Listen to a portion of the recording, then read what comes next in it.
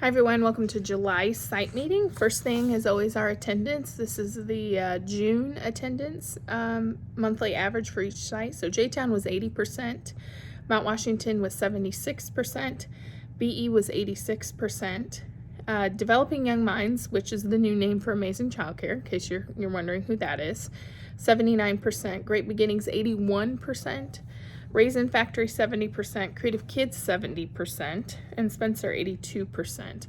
So we need that number to be over 85%. I think June we had a lot of vacations and a lot of illness. So hopefully for July and going forward, we're going to have some greater numbers there. First item of discussion is always ITER's tip of the month. We're going to discuss 17 music and movement. I picked 3.4. Staff-led group music activities are pleasant, and children generally seem engaged. So this is very easy to me. Something you should be doing every day, and that's your kinder music lesson. The biggest thing during an ITER's observation is when you've lost your group, when they're no longer engaged, they're off doing something else, you end it, okay? Next is ITER's observations. Those are fastly approaching. Those will start in August, so just a couple weeks. I need you all to be reading through those blue books, preparing yourself, because a lot of it is on what you say and do as a teacher. It's not so heavily on materials anymore. There are some, some points in there that you need to have so many books and music instruments, but a lot of it is going to be what you say to children. Okay, so you need to be reviewing that book. Diapering steps. Nope, I jumped ahead. I'm so sorry. Kinder music take home. So that was put on hold because of COVID. That's been lifted. You can now send home kinder music, the at-home piece. Also, you can do lending library. We need to get back to getting some in-kind for your center. So please start utilizing that and sending that home. Now diapering steps. I went ahead and I printed this little poster you should have by your changing tables. We got a lot of new staff, so I wanted to review this. One is wash your hands for 20 seconds. 2, check and see if you have all your supplies, diaper, wipes, gloves. At this point, you put your gloves on, the clean gloves. 3, lay the child on the table. Never leave the child unattended. That even means I turn around to grab a supply I forgot. Got to do that in 2, okay? We can never leave the child unattended. Clean child's bottom from front to back. 5, put disposable diaper in hands-free covered plastic lined trash can. 6, remove soiled gloves and put in hands-free covered plastic lined trash can. To me, that's one step. I have the dirty glove, right? I'm gonna put the diaper in here. We're gonna do this whole thing, slide it over, and then throw it away. So really that's one step. 7, this is the most misstep. Use disposable wipe to clean your hands and another clean wipe to clean the child's hands. Now, once you do that, you don't take it and wipe their face and their nose. So it's for your hands and another wipe for the child's hands, okay? Then 8, you're gonna get them dressed. 9, wash the child's hands for 20 seconds. 10, dry the child's hands with a paper towel. Turn the faucet off with the paper towel. 11, you're going to return the child to the supervised area. You're going to return the child. That doesn't mean you pick up another one because you haven't taken care of your hands, right? 12, clean with soap and water the diaper changing surface and any toys that might have been touched in the process. Rinse with water. Here's the next misstep, number 13. Disinfect the same area with bleach and water solution. Allow the solution to air dry for 2 minutes. Then you wipe it off. Everyone used to have the timers by their changer. They were preloaded to 2 minutes. You hit start, boom. And when it went off, that's when you wipe it. And some of you have a good system of you'll lay a paper towel on it. So your co-teacher knows, okay, there's bleach on there. I'm not going to put another child on it. Okay, that's a good little method. Wash your hands with soap and warm running water. Dry off a paper towel, turn the faucet off. So those are all the steps. There's no shame and reading these steps as you change a child's diaper. This is a lot of steps, okay? But we need to be doing this for your safety and their safety, okay? Safe sleep practices. I want to review this as well. A lot of new staff. Children in cribs have to be placed on their back, okay? If they can roll over, then I walk in, maybe they're on their stomach. You should have a sign that says I can roll over. So that tells me they've naturally rolled over on their stomach, okay? We don't place children in the first position. We place them in the bed on their stomach, okay? Second, we have nothing in the crib. No bottle, no blanket, just the baby, okay? If you're feeding a child a bottle, you have to hold that child. They can't be holding it themselves in a boppy. They can't be laying in the bed and it's rolling around in the bed. They have to be held when they have that bottle, okay? Now, for some of our older classrooms that are on cots. Now, remember, you have a child, 12 months and up can be on a cot. If you have a 9-month-old in your infant room, I can't come in there on a cot. They have to be in a crib, okay? But for kids that are on cots, they can have a blanket. It can't be over their face. The room needs to be well lit enough that you can see that they're breathing, they're sleeping, they're safe. We can't have these rooms that are pitch black, okay? So, some safe sleep practices. If you have any questions about any of that, you need to reach out to me or Megan. Eating and cell phone use in early Head Start classrooms. We shouldn't be eating in the classroom. You should be eating the meals with the children. So let's say it's Salisbury and lima beans. Sounds wonderful, right? Well, that's what they're having. So even if you don't like it, you need to pick it around your plate, right? Like you're eating it. You're modeling. Now, I don't want Salisbury steak and lima beans. I don't. I'd much rather have Chick-fil-A, right? We all would. But I'm not going to bring my Chick-fil-A in and eat it in front of all the kids. It's not fair. It's not fair to me. So we shouldn't be eating outside food in front of the children. You can eat meals with your class. If you need a snack, something like that, you need to call your director. Can I step out and eat a granola bar real quick or what have you? But we should not be eating our food from outside in the classroom in front of the children. Cell phones. You need to speak to your director about their company policy on cell phones, but I can, from me, we can't have our personal cell phones out interacting with children with them, okay? You have tablets that play music if you need something like that. Some of you have, all of you should have CD players, and we really shouldn't be playing outside music. We should utilize a kinder music lesson and nap time music. It's the only music that should be played. I shouldn't walk in and hear 99.7 Ben and Kelly show.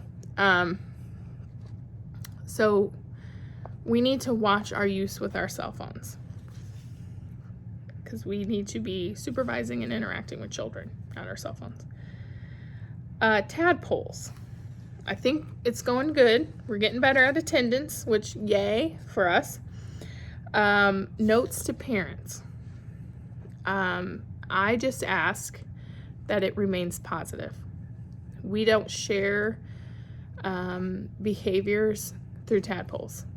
To me as a parent, I want you to call me and speak to me about my child's behavior. I don't want to read a note that says, Johnny was bad today. He wouldn't listen. That's not something we want to share on tadpoles. Tadpoles is supposed to be a positive communication tool for parents and teachers. So it should be more like, we explored the clouds today during playground time, and Johnny saw an airplane and was so excited. Something that happened in his day makes the parent feel part of their day. Also, I've been spot checking daily sheets. I have some folks out there that are not completing the daily sheet. It must be completed entirely for the day. I went in, let's say, I think it was like 2 o'clock, and the only thing logged for a child was a diaper at 8 o'clock. The child's still clocked in, they're still there. Did we not feed them? Did we not change them? This is a liability thing too. So if licensing ever came, there was an incident, they say, well, let's pull the daily sheet, let's look at it. What are you going to do when it's empty? It says you didn't change the diaper all day. So those are an insurance policy for you and your center as well. So those need to be filled out completely for the day. Also, if a child's not in there, if a change needs to happen, myself or your family advocate makes those changes. Okay? You guys shouldn't be adding kids, changing contacts. We got to limit the amount of people that are making changes in there so we can keep it accurate. So myself, Megan, or your FA. Redirecting children's behavior. Now, I've listed on my site meeting page. Intimidation, empty threats, and use of timeout. Those are 3 things we do not do to redirect children's behavior. We do not intimidate children. We do not do empty threats. You can't say, we're not going outside today, no one's listening. You can't say that because you can't do that. Children have to go outside on the playground every day, unless weather permitting, okay? You can't withhold food. You cannot do that. So if you need some strategies, if you're struggling with a specific child, you need to reach out to myself, Megan, your FA, your mental health specialist, and we can come help you. But threatening, intimidation, yelling, we're not going to do that. That's not allowed in an early Head Start classroom, okay? So please, please, please, please, if you're struggling and frustrated, you've tried everything, you need to contact someone. Lesson plan.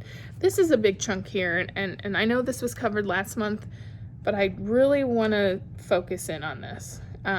So what I did here, I put a long list. It's all of this. This is all that's required on a weekly lesson plan. I'm going to read it to you. Read aloud.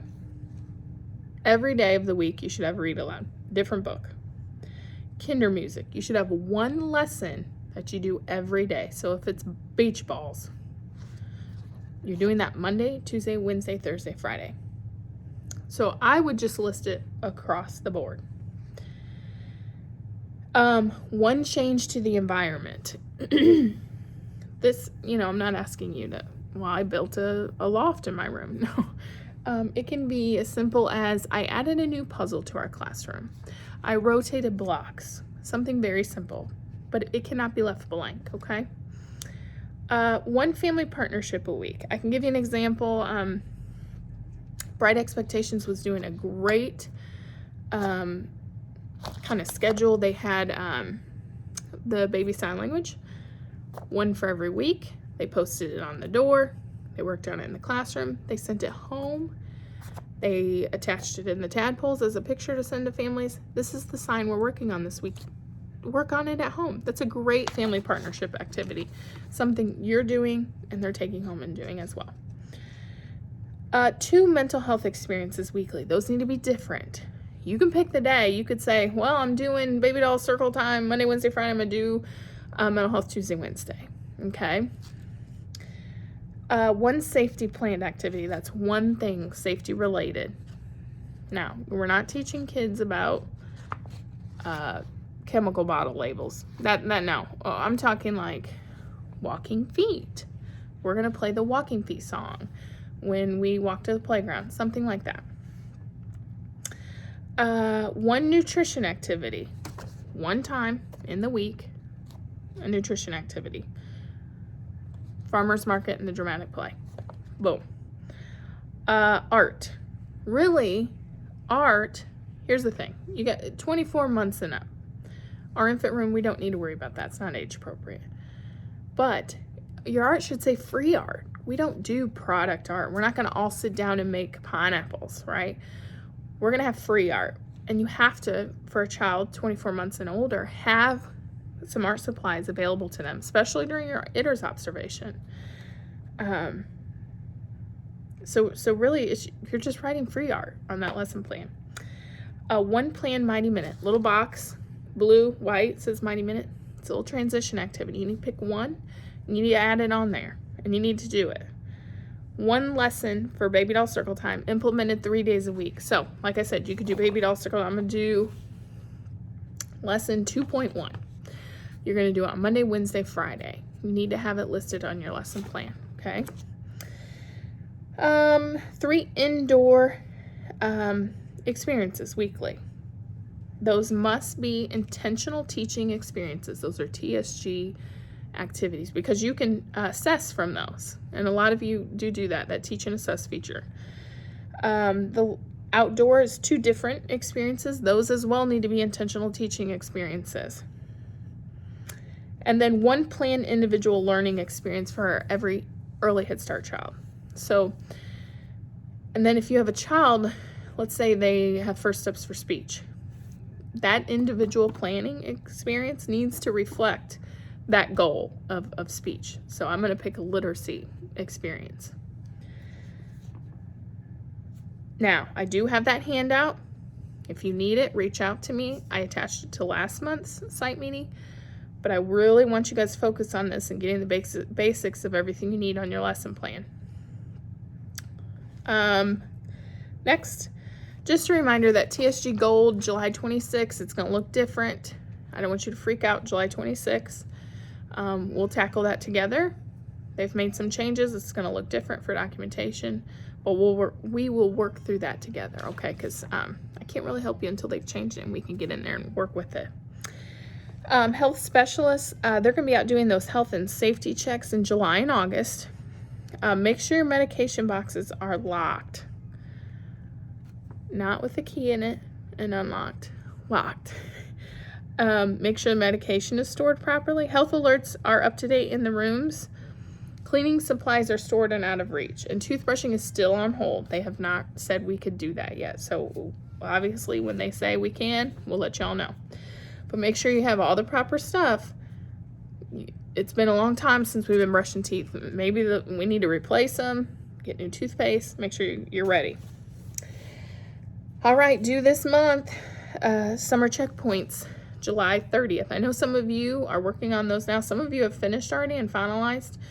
Make sure if you got a child that is aged out but still in there, you need to go in there and put the reason. You can't just leave them blank, because then it will show that you're not 100% done. All children assigned to you need to have a reason or complete it. Also, just so you know, we'll be closing out blue folders for the school year, probably this month. So I know for sure I'll be passing out those yellow envelopes. We'll be getting everything out of there except the brigants, obviously, and packaging those up and getting ready for the new year to start in August. All right, upcoming trainings and events. Your initial home visits are due August 27th. Those are to be done in person. And while I'm on that topic, now that they're going to be in person, you need that contribution voucher to take and have them signed, because you get in-kind money for doing an in-person home visit at their home. Also, we got a lot of stuff to take out. You know, you're doing a new individual care plan. You're taking those summer checkpoints if it's a child that's been there. So make sure you're starting to gather all of that stuff, because it's a big one. And start scheduling those to be completed in August. Pre-service, July through October. You need to be working on this. I would be doing it now, because you've got home visits, you've got ITERs coming up. You're going to be busy. So the more you can get done, the better. Your July site meeting sign-off is going to be due August 2nd. CCP directors meeting is August 11th. That will be in person at OVEC. CDA Newburgh class begins September 14th. Everyone must be in CDA, have a CDA, or signed up for a class, okay? Fall checkpoints are going to be due September 24th. That's pretty far out, but But it's good to, as August comes, get some good documentation in there so when checkpoints are due in September, you've got a good report to share with parents. Specialist information listed as always. School readiness goal. We're doing number 3. Children will use nonverbal communication and oral language or a communication system to express needs and wants and engage others, such as sign language. Research shows that when teachers engage in back and forth conversations with children, the children show greater progress in language development. We do that all the time. We'll talk to babies about whatever, and we know they're not going to answer, but we're just talking. TSG objective that aligns with that is 10A, engages in conversation. Responds to infants' nonverbal communication with words. I see you reaching for the block. Would you like to play blocks? Expand on child's words. I heard you say cheese. Would you like more cheese? Comment on children's actions. Jimmy is drawing with a red crayon. During playtime or mealtime, introduce a new vocab by using a new word. I have a big appetite. I'm eating a lot of food today. Objective 10B. Uses social rules of language. Ask questions and pause for answers. Provide the answers for pre-verbal children. All right, curriculum fidelity, our last thing. I know this is a really long one. I'm sorry. I'm trying to hurry. We're doing 17, A, B, C, and D. We're covering in the curriculum fidelity. 17, the teacher establishes a meaningful partnership with families to support each child's healthy development and learning. A, greet family members personally. B, conducts family conferences and home visits to share information, discuss progress, and plan next steps using the individual care plan. Excuse me.